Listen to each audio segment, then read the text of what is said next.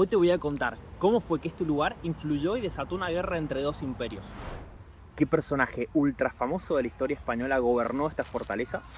¿Y por qué el nombre de esta ciudad aparece en una de las fachadas del Arco del Triunfo de París? Quédate hasta el final que te cuento esto y un poquito más. Bienvenidos de nuevo a Safari Crunch. Estamos en un lugar que es literalmente historia tallada en piedra. Por aquí pasaron íberos, pasaron romanos, pasaron árabes y cristianos. Todos han dejado su huella y esta enorme fortaleza ha sido testigo de batallas épicas y de cambios en el poder. Bienvenidos a la fortaleza de Sagunto.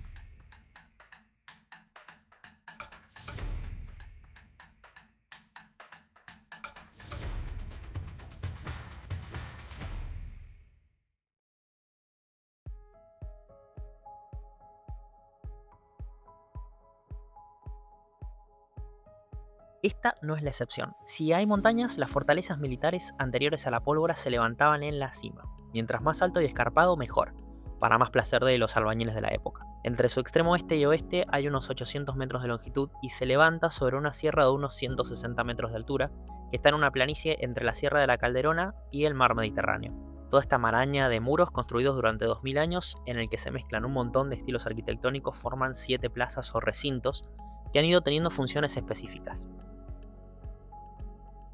Yendo de este a oeste tenemos primero la Plaza de la Conejera, que es la parte más baja. Adentro quedan algunos restos de cisternas romanas y de una cantera, también de la época romana.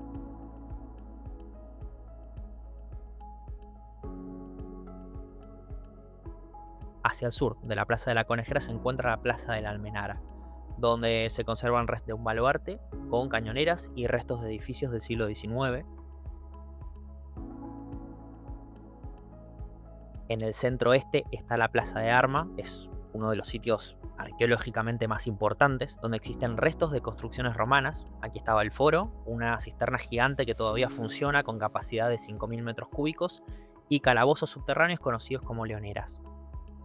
Más hacia el suroeste existe una plaza alargada llamada de San Fernando, donde hay parte de una cisterna romana subterránea, y también hay restos de una torre árabe llamada la Torre de la Moneda, sobre la que estuvo construida la sede del gobierno islámico y que controla el paso por el centro de la fortaleza.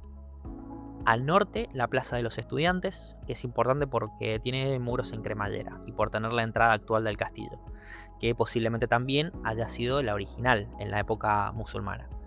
Pero, ¿qué carajo es un muro en cremallera Safari Crunch? Bueno, es un estilo constructivo en el que la muralla no sigue una línea recta, sino más bien quebrada o en zigzag, para mejorar la visibilidad defensiva y para cubrir ángulos ciegos. En el área de extramuros hay un cementerio hebreo muy cerquita de la entrada del siglo XIV. La entrada actual del fuerte está en esta parte y es una entrada de tipo encodo que da justo en una torre donde hay un nido de ametralladoras de la guerra civil. Más al oeste, bien arriba de la sierra, en la cima de la sierra, está la Plaza de la Ciudadela, es la parte más alta de la fortaleza. Aquí hay muros con baluartes y cañoneras, una torre, la Torre de Hércules de origen romano, construcciones de la época napoleónica como hornos y un baluarte con foso. Y hay algunos restos de la ciudad íbera original, aquí es de hecho donde se fundó, y castillos que estuvieron ubicados en la época medieval.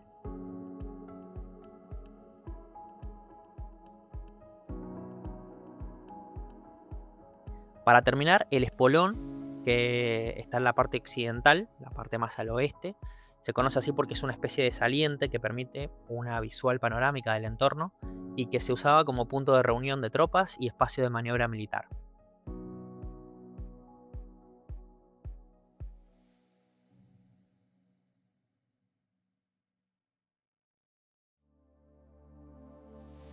Ya por haber estado plantada aquí por más de 2 milenios, nos podemos ir imaginando todo lo que ha pasado en este lugar. Sagunto surgió como Arce, una ciudad fundada por íberos, una cultura que habitó el este y sur de la península ibérica antes de que llegaran los romanos y cartagineses. Fundaron su primitiva fortaleza en la parte más alta de la colina, en la zona donde hoy está la Plaza de la Ciudadela. Arce se convirtió en una ciudad con mucha influencia y conexiones comerciales, que acuñaba monedas de plata y bronce y que tuvo un puerto en la zona del Graubel, cerca del actual puerto de Sagunto, que le permitió comercializar con otras civilizaciones del Mediterráneo. La ciudad se convirtió en los años en un lugar en el que los romanos ejercían su influencia y fue el epicentro de batallas con cartagineses que destruyeron la ciudad y que luego originaría la Segunda Guerra entre Cartago y Roma.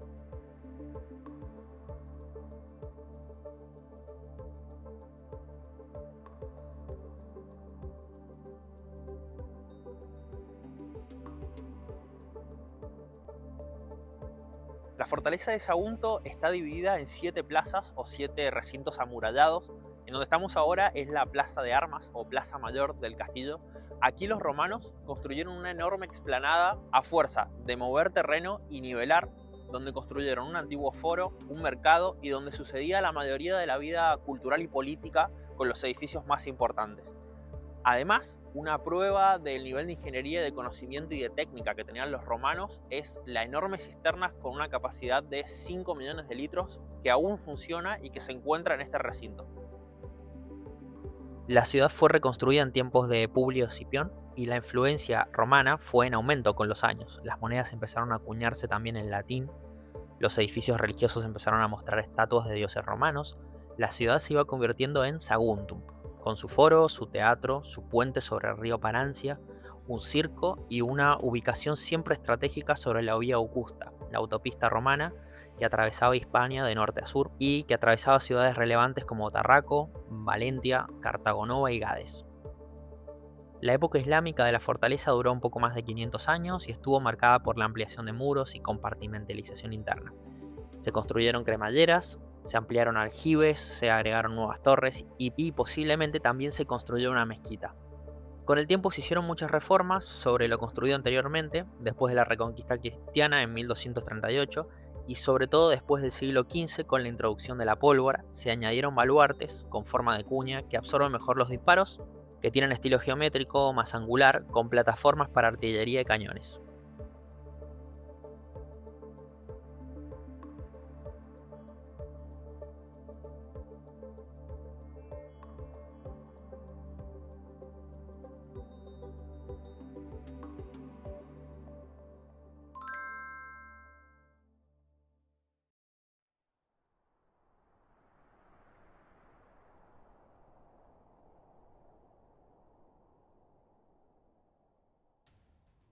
Para el siglo II a.C., Sagunto, que se llamaba Arce en ese momento, era la ciudad más desarrollada y más rica, al sur del río Ebro, y tenía el mayor puerto comercial entre Tarraco y Cartago Nova. Roma y Cartago, los dos imperios más importantes del momento en el Mediterráneo, se habían estado dando palos durante unos 15 años, en la Primera Guerra Púnica. Cuando terminó, ambos estaban exhaustos, sobre todo Cartago. Gente importante de la élite cartaginesa consideraba que la rendición había sido bastante prematura. Entonces Amílcar Barca y sus seguidores organizaron una expedición militar para obtener las riquezas de la península ibérica. Los pueblos de la zona sur de Hispania fueron sometidos por Amílcar. Tras su muerte, su yerno Asdrúbal tomó el mando y estableció alianzas con las tribus del este de la península ibérica, gracias a que tenía muy buenas habilidades diplomáticas. Fundó Cartago Nova, actual Cartagena, y situó la frontera en el río Ebro. Fue asesinado en el 221 a.C.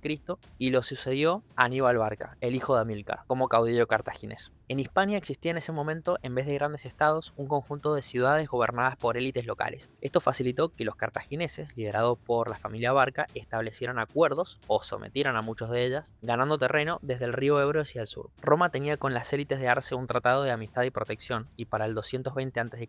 los saguntinos ya se veían venir una guerra.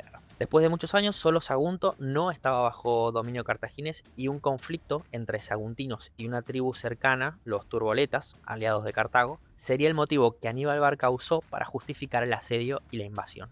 En 219 a.C. comenzó el asedio. No voy a hablar sobre las cantidades de cada ejército porque las fuentes se basan en conjeturas. En lo que sí hay acuerdo, al parecer, es que el ejército de Aníbal era muy superior a la cantidad de defensores de Sagunto. Los lugares exactos de los combates tampoco son exactamente conocidos, pero hay teorías que marcan los puntos más posibles. El primer asalto se lanzó en 3 frentes diferentes y los saguntinos lo rechazaron. Lo más factible, según el mejor sitio para ubicar los arietes, era la zona suroccidental, donde el terreno era un poco menos complejo. Las fuerzas se reagruparon y se condujeron arietes contra la muralla. En algunos puntos, en las primeras semanas, lograron tirar murallas y torres, lo que obligó a los saguntinos a incluso salir de las murallas y pelear fuera, con un éxito temporal que les permitió reparar las murallas. Varias semanas después, los cartagineses atacaron de nuevo y con torres altas, incluso más altas que las murallas, lo que permitió la entrada de algunos cartagineses en el anillo exterior. Esto obligó a que los saguntinos se refugiaran en la Acrópolis, detrás de un segundo anillo de defensa. El objetivo era la escasez, y eso tarde o temprano iba a llevar a Sagunto a dimitir. En un momento entre los meses de asedio, Aníbal tuvo que retirarse de la ofensiva y dejó al mando al comandante Marjábal. Ahí empezaron las negociaciones con condiciones muy duras de rendición y entrega de la ciudad. Lo que se escribe sobre esta parte es que los saguntinos, en medio del proceso de negociación, incendiaron el edificio del foro y arrojaron todo el oro y la plata que había en la ciudad, para que los cartagineses no se la apropiaran. Lo que también se ha escrito en las crónicas es que muchos de los saguntinos prefirieron incluso arrojarse al fuego y morir quemados antes que entregarse. La etapa de negociación obligó a que gran parte de la defensa se concentraran en la Acrópolis. Los arietes de Aníbal siguieron trabajando para destruir la muralla faltante y lograron abrir un boquete para entrar. Al final de la invasión, muchos saguntinos murieron asesinados también por el ejército de Aníbal, y a pesar de que se había fundido gran parte del oro y la plata de la ciudad, aún quedaba un enorme botín que se usó para financiar la campaña. Durante los 8 meses estimados que duró el asedio, Roma nunca envió ayuda a Sagunto. Después Roma sí que envió una delegación a Cartago. Se dice mucho que esta fue la razón por la que se inició la Segunda Guerra Púnica entre ambos, pero en realidad, de las versiones más aceptadas, es que la declaración de guerra entre las dos potencias no se produjo hasta unos meses después de la invasión de Sagunto, cuando el ejército de Aníbal cruzó el río Ebro hacia el norte, adentrándose en territorio del Imperio Romano, sirviendo también la propia invasión como una justificación emocional.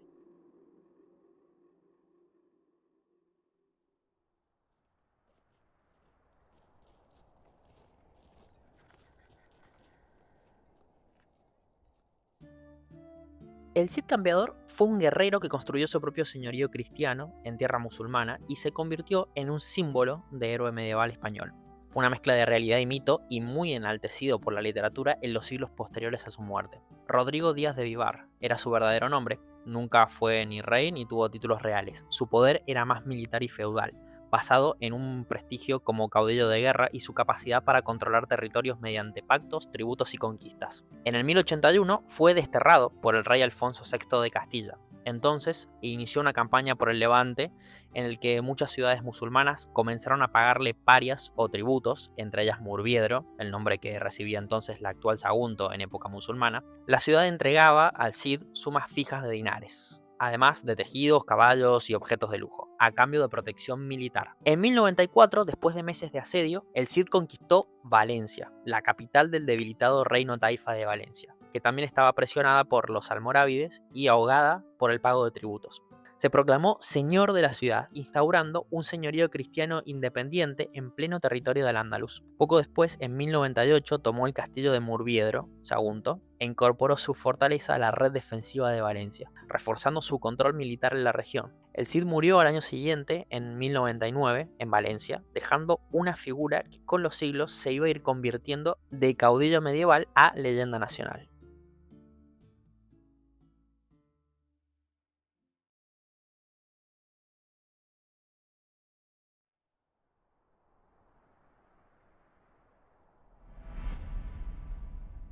Cuando empezó el siglo XIX, Napoleón, al mando del Imperio francés, había puesto a Europa patas arriba y estaba ampliando su influencia y control por una enorme porción del continente, incluyendo territorios de Suiza, Alemania, la propia Francia, el norte de Italia, Polonia y mucho más.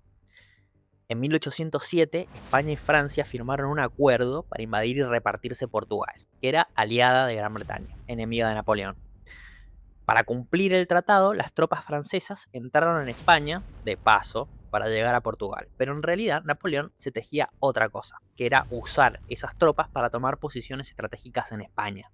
Se estaba aprovechando de la crisis política interna que había en España, con un rey Carlos IV muy débil y su hijo Fernando VII enfrentados. Napoleón logró que ambos renunciaran en 1808 e impuso a su hermano José Bonaparte como rey. Así Napoleón tomó en la práctica el control de España. El pueblo español no aceptó para nada esta imposición y comenzó una guerra de resistencia que duraría 6 años. Hoy se conoce como la Guerra de Independencia Española. La mayoría del territorio y la población seguía siendo leal a Fernando VII y resistían la ocupación. En este contexto, Sagunto tuvo 2000 años después del asedio de Aníbal otra prueba de fuego.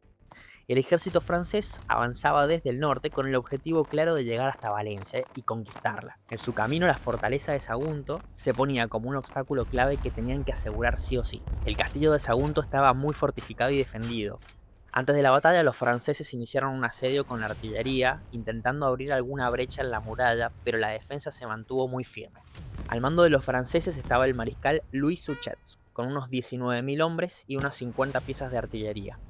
Del otro lado estaba el general Joaquín Blaque, que reunía a 25.000 soldados españoles de la resistencia. El 25 de octubre de 1811, Blaque decidió salir al campo abierto para romper el cerco y liberar la fortaleza. El ejército español atacó desde varios frentes, por la costa, en los arenales de Puzol y en las colinas cercanas a Liria y la Val de Jesús. Intentaban hacer una especie de pinza que aislara a los franceses y forzara su retirada. A pesar de la resistencia, las tropas francesas lograron romper el centro español y tomar posiciones clave, dejando la fortaleza aislada y sin posibilidad de recibir refuerzos. Al final los franceses lograron romper la defensa del castillo y la batalla se trasladó dentro del castillo de la ciudad.